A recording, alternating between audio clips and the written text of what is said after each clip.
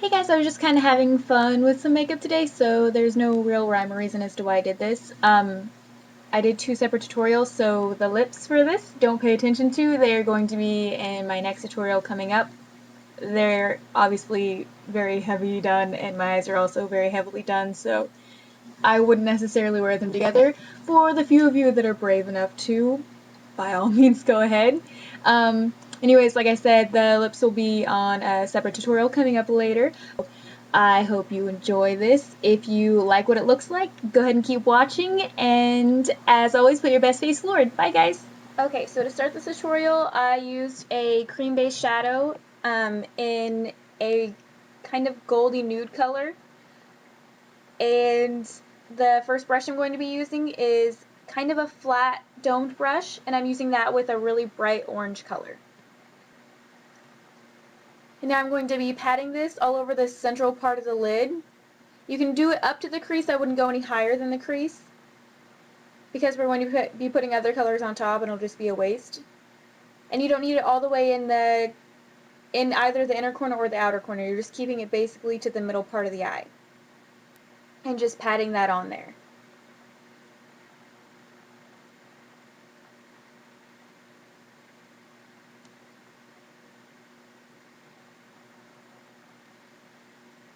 Next, I'm using a really shimmery purple.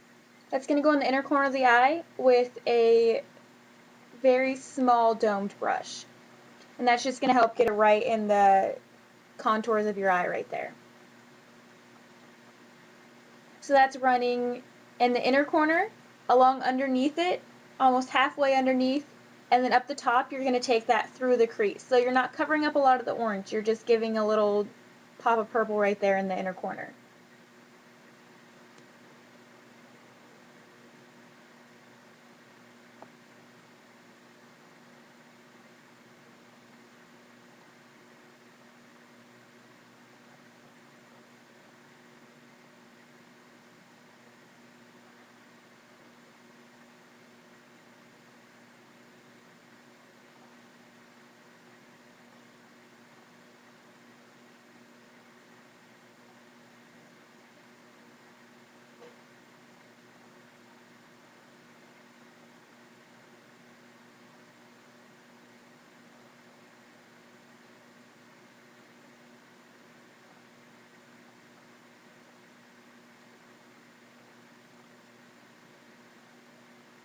Next I'm using this is actually a matte black pigment with black sparkles in it.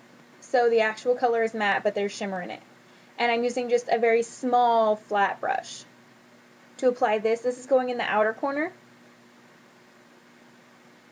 And you're going to want to place that first where you want the most pigment. So I'm making an angle down, almost like a liner, just in the outer corner of the eye. And that's where most of the pigment's going to be. And then with whatever I'm doing the rest of it, I'm building the shape with that brush.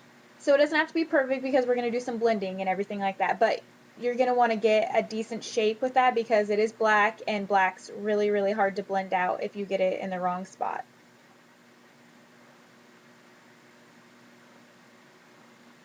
And that's why I'm using such a small brush for this. That way I can kind of get it exactly where I want it.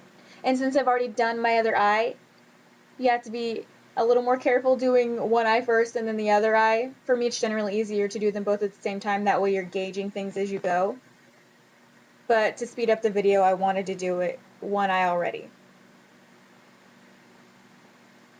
So you can see I'm checking back and forth the different sides. And you'll still have to do this anyways when you're switching back from color to color.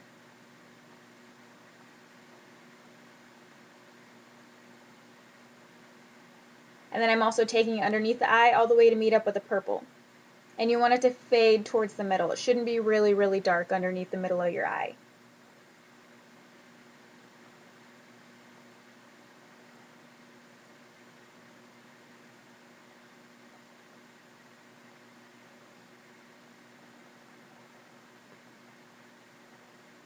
And the shape is pretty winged out. If you don't want it that far out, obviously don't go that far out.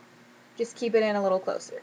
And this is just a matte white pigment, and I'm using a very densely packed brush here for this because while I'm adding it to the top underneath my eyebrows, a highlighter, I'm also going to use it to create the shape underneath the highlighter and blend the other colors together. So the thicker the brush is, it's going to manipulate the other shadows more easily. If you do it with a really soft brush, it's not going to move the other shadows as much. So this is going to be kind of like a smudging effect. So it's going to move the other shadows where I want them to go.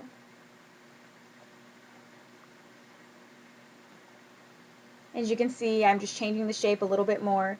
You can always go back and fix anything that you want.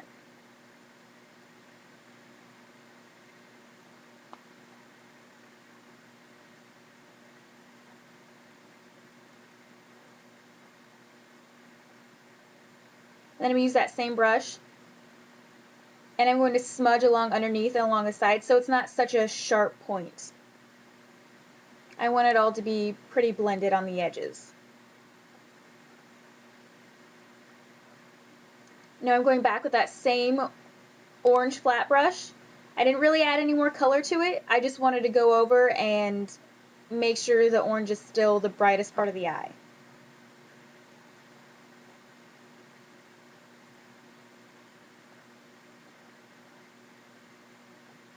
Now I'm using a black pencil liner. I'm using a pencil because I wanted it to have more of a smudge effect. If you like the sharper lines of a liquid liner, by all means use whatever you like. But I wanted to make this appear just a little more smoky. So I'm adding a very thin line again because I want my orange to be the brightest thing on the eye. So it's just a very thin line.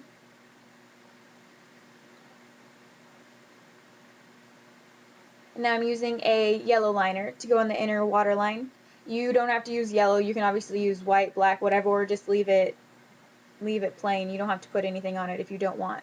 But I thought it would be kind of a fun pop of color. Now I'm taking the small black brush that I used previously, and I'm just setting that liner with it. So I'm just patting it on. It'll also help it smoke out a little bit because I am smudging it as I go.